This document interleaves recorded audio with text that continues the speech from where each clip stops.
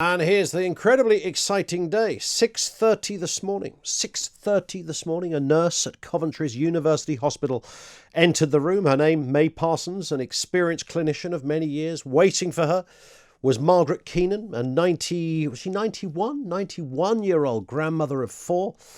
Nurse Parsons had the jab ready to go. Margaret was prepared, her sleeve rolled up to the shoulder.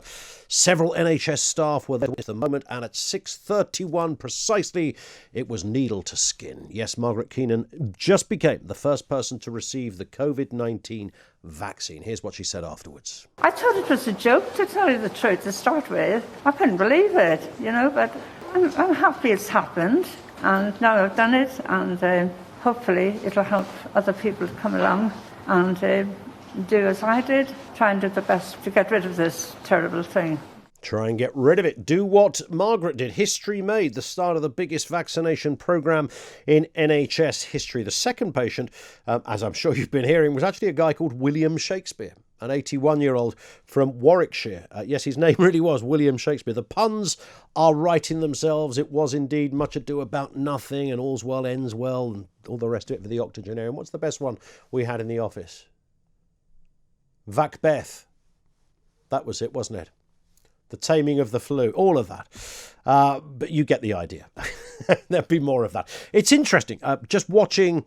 And again, what you should do really at times like this, next time the planet Earth has a pandemic, they shouldn't be closing the restaurants and the pubs. They should close social media. That, I think, that's just come to me, Ricky. That's just come to me at that moment. I didn't even write this. Close social media. That's where the problems have begun. If you didn't have the echo chamber, the insanity that is Twitter and Facebook and all the various other ways of communicating and sharing fake news and conspiracy theories and all manner of other things, we'd just be deferring to what we've known forever and what has worked very well for the human journey forever, and that is the might and the intellect, innovation of the world of science and medicine. That's what we'd go on, right? That's what we should go on. And what we have now, of course, is a bedwetting frenzy of hysteria taking place, with all sorts of reasons why. I'm not, you can't have the funding behind it, the reasons behind it, the people behind it. And what this has done, even for those that don't sign up to mad tinfoil hat conspiracy theories, of which there is no evidence, by the way. You know what happens, and I get it all the time. I got a right old pasting, half a dozen people got in touch over the Piers Corbyn interview we did last week. And one guy emailed, he didn't email me, he emailed a website and they passed it on to me. And he said it was terrible the way you spoke with Piers Corbyn. It was outrageous, because Piers Corbyn, of course, was saying that the vaccine is going to poison us. And I'm thinking, what is this based on? And then this guy emailed and he cited a doctor who had the same view as Piers Corbyn, and therefore said I should apologise to Piers Corbyn because the doctor said this. Okay. So this one doctor, among hundreds of thousands of other clinical experts around the world, was apparently reason enough that I was wrong and Mr. Corbyn was right. And this is all that happens, isn't it? People find their favourite virologist or their favourite epidemiologist or their favourite doctor. They're nearly always a former doctor, by the way, or no longer practising in their world of science. And that's cited as the evidence because that's how it works. If you want to create a theory about anything at all, it's actually the easiest thing in the world. Just think of any issue right now and then try and find the evidence around it. Find somebody who shares the view. If you can find someone who's made a YouTube video about it, even better. And that's kind of enough. And then you share that and a load of other people share it. There was a classic one the other day where I think it's one of the SAGE committee used the word sterilisation on Channel 4 News. Somebody actually wrote a blog on the whole thing. This is probably being shared and liked millions of times now around the world. Was it a slip of the tongue? The vaccine's going to sterilise people? No. Sterilising immunity is a scientific term. It doesn't mean sterilise you. so you can't have little babies. It's a scientific term. But it didn't stop the half-wits going absolutely bananas about this. So next time a pandemic comes on, in 30 years' time, when we're all a little bit older and we remember this one and we think, what should they close down first? Well, I think Twitter and Facebook, Instagram, Snapchat, the whole darn lot should be in tier 27. It'll have its own tier status. But the problem I have with it is not so much that everybody believes the bonkers theories, which are a minority held, because the other infuriating thing, shouldn't be infuriating, but it remains infuriating, that come from that quarter are people who believe, they cannot believe that you can't recognise your wrongness. Wake up and smell the coffee, Ian. Can't you see what they're doing? It's all of this kind of old bunkum that gets wheeled out, as if they're absolutely right, based on no evidence, compared to the world of science, the world of medicine, and all the various experts who would all presumably be in on this shady plan.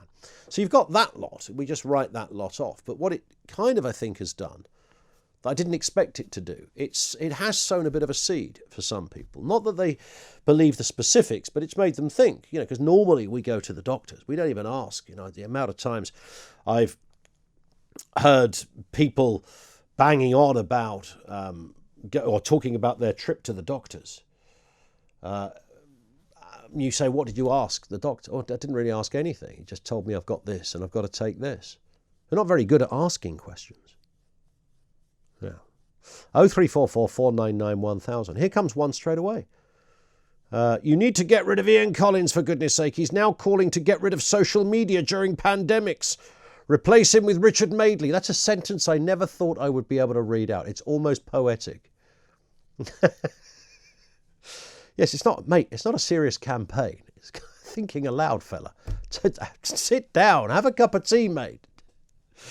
I'm making the point about the mischief. I don't think you'd hear Richard Madeley talk about not having vaccines. But you're allowed a reservation.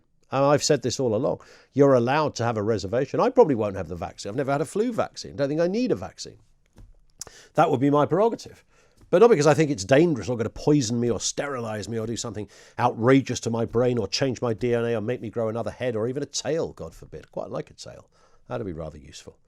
0344 499 1000. So there is a legacy to mad people on social media talking about this kind of stuff. And that is that it has created perhaps a doubt that wouldn't have been there in the minds of the sane. And I fear for that a little.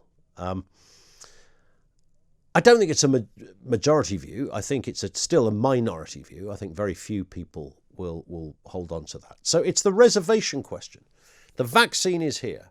It's been wheeled out today. It's like to me, I just look at this and think this is such a great time to be alive for the human race, right? And I share Julia Hartley-Brewer's enthusiasm for this as well.